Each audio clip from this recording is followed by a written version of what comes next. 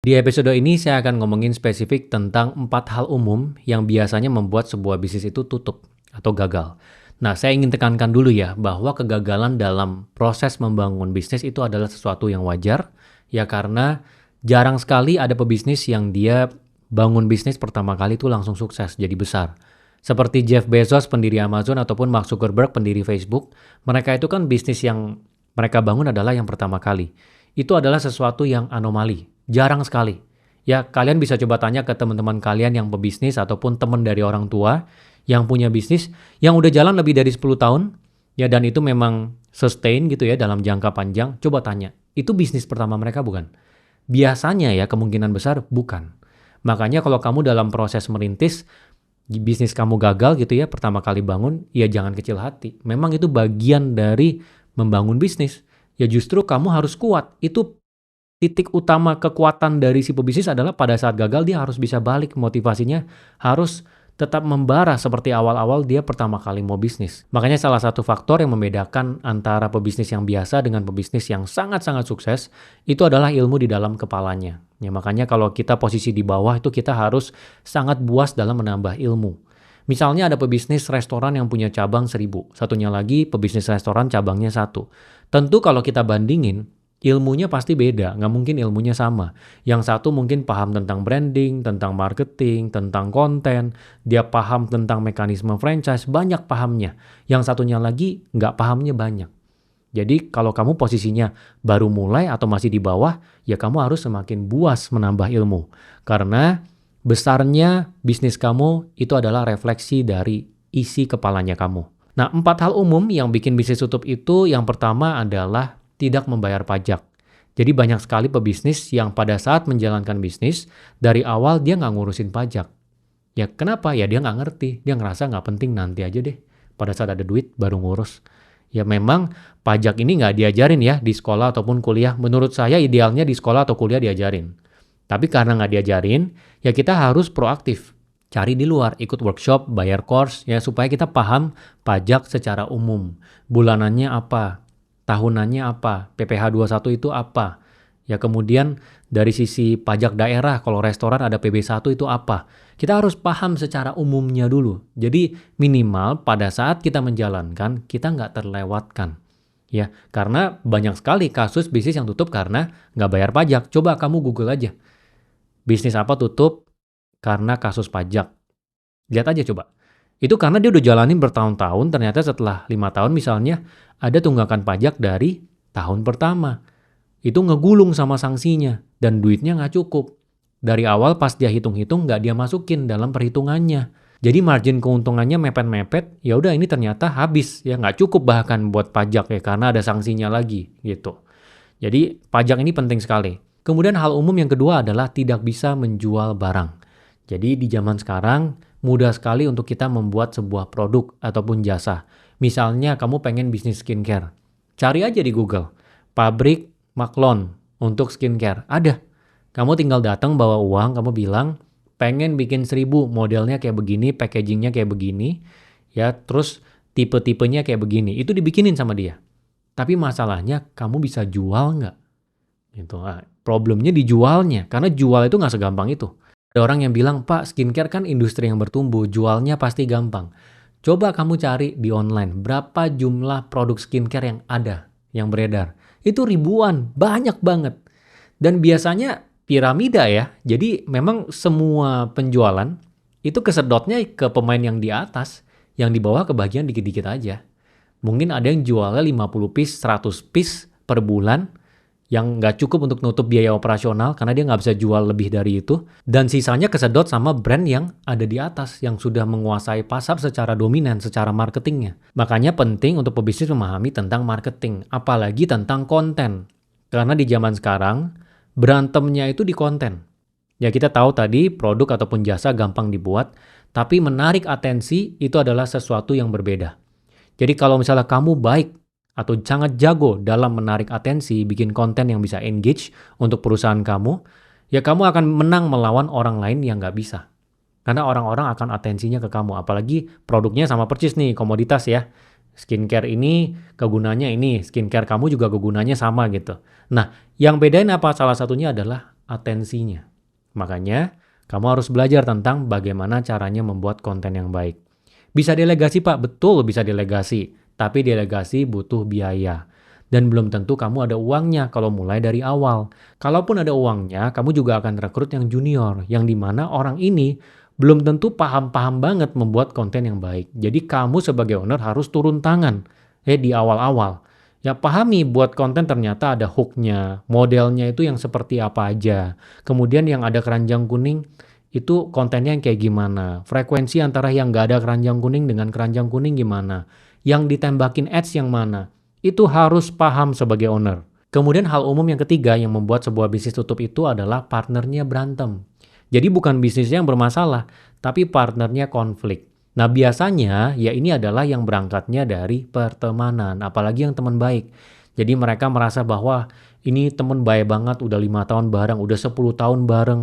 Dan dia ngerasa udah kenal, akhirnya bisnis bareng dan banyak hal-hal kecil yang numpuk, yang gak cocok, numpuk, gak dia omongin, akhirnya di satu hari pecah.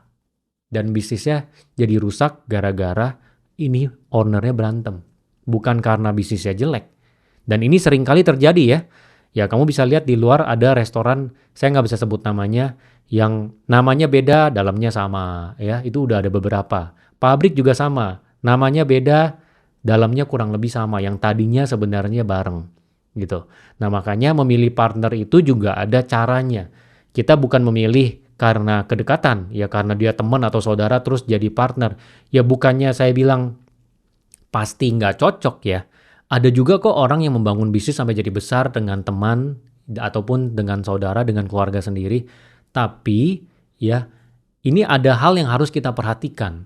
Ya misalnya dia value-nya sama kita sama atau enggak. Memang dia pengen all in di sini, jangka panjangnya pengen membangun bisnisnya besar, ya nggak cuma part-time doang. Terus kemampuannya tumpang tindih atau enggak. Itu banyak checklist-checklist yang memang harus kita perhatikan ketika memilih partner. Karena sekali salah, itu kan seperti kita merit ya, saya udah bilang berkali-kali. Itu sekali salah akan sangat costly. Kita mau beli saham dia, nanti berantem masalah mau dibeli di harga berapa buat pisah. Terus yang pegang mereknya itu siapa, yang pakai bisnis yang sedang berjalan itu siapa. Itu ribet, habisin tenaga, waktu, habisin uang. Gitu. Jadi mendingan dari awal disaring dengan benar. Kemudian hal umum yang selanjutnya membuat sebuah bisnis tutup itu adalah nggak bisa ngatur uang. Ini sering banget terjadi. Jadi karena secara pribadinya si pebisnis memang nggak bisa ngatur uang, pas dia jalanin bisnis juga nggak bisa ngatur uang. Jadi bisnisnya itu nggak pernah dicatat keuangannya, dia jalan dulu aja. Yang penting di rekening ada berapa, udah ngikutin itu aja. Oke ada 2 juta, bisa pakai buat apa. Dia dari bulan ke bulan bukan ngelihat laporan dengan data gitu ya, ini profit atau enggak, budgetnya ini berapa, budget ini berapa. Tapi dia cuma lihat di rekeningnya dia.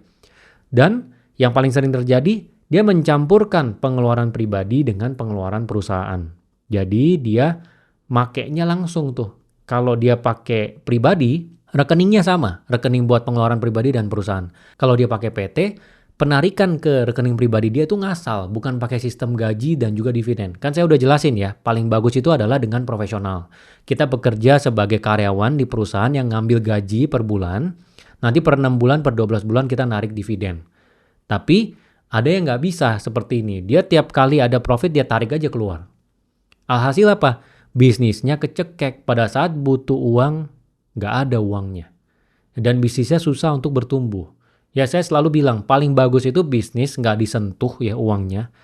Dia punya profit digulung terus sampai bisnisnya di satu titik yang dimana kalau kita ngambil 10%-nya, ya itu udah gede untuk kita. Jadi misalnya bisnisnya keuntungannya 1 tahun 1 M, 10% kan 100 juta. Udah, kita ambilnya 100 juta aja. Sisanya digulung terus. Sampai 10 tahun lah, menurut saya ditahan terus supaya sampai dia di titik yang besar gitu. Jadi kalau kita tarik nggak mengganggu. Banyak orang yang nggak bisa mengelola keuangannya dengan baik. Ya, jadi bisnisnya pada saat membutuhkan uang, uangnya nggak ada. Karena ditarikin terus sama ownernya. Dan lebih gilanya lagi, ini banyak yang kayak gini ya. Di laporan keuangan dicatatnya, ini pengeluaran lain-lain. Jadi bukan gaji, bukan apa. Nggak ada pajak, nggak ada apa, udah ditarik aja sama dia. Dan bukan hutang dari owner ke perusahaan. Itu biasanya kalau ketemu sama orang pajak kena itu. Ya dianggap sebagai gaji udah kena berapa persen tuh pajaknya. Gitu. Jadi banyak orang yang nggak paham tentang keuangan ini. Dan ini menurut saya sesuatu yang harus dipahami dari awal. Paling nggak harus paham akuntansi dasar ya. Dari sisi jurnal, itu masukin jurnal tuh seperti apa. Ya, laporan laba rugi itu seperti apa, neraca tuh seperti apa, dibangunnya seperti apa sih, arus kas itu proyeksinya dibuat seperti apa sih. Memang nggak harus sampai benar-benar teknis spesifik, umum aja. Karena nanti ketika bisnis kamu udah mulai berkembang kan kamu juga udah mulai delegasi. Ya minimal di awal kamu nggak salah juga, udah dijalanin dengan cara yang benar gitu. Nah, jadi kira-kira 4 ini ya, saya ulangin lagi. Yang pertama adalah dari sisi nggak bayar pajak, kedua nggak bisa jual barang, ketiga salah partner, keempat nggak bisa ngatur uang dengan baik.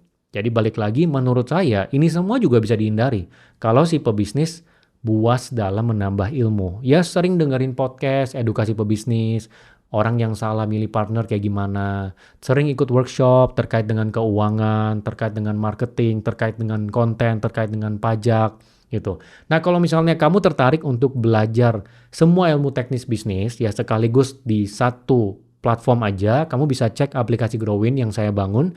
Di dalamnya memang ini tujuannya itu adalah merangkum semua ilmu teknis bisnis di berbagai bidang di dalam satu platform. Modulnya dalam bentuk short video, itu ada konsultasi tertulis juga, ada kuisnya juga. Jadi nanti untuk tahu kamu tuh paham atau enggak tentang modul tersebut, kamu bisa kerjain kuisnya. Ya, dan kemudian ada bootcamp juga dari nol sampai bisa, misalnya dari bootcamp pajak, konten kreator, kemudian bootcamp digital marketing, bootcamp online job, bootcamp bisnis kuliner, dan lainnya. Ya, dan di dalamnya juga ada groupingnya, ya berdasarkan komunitasnya.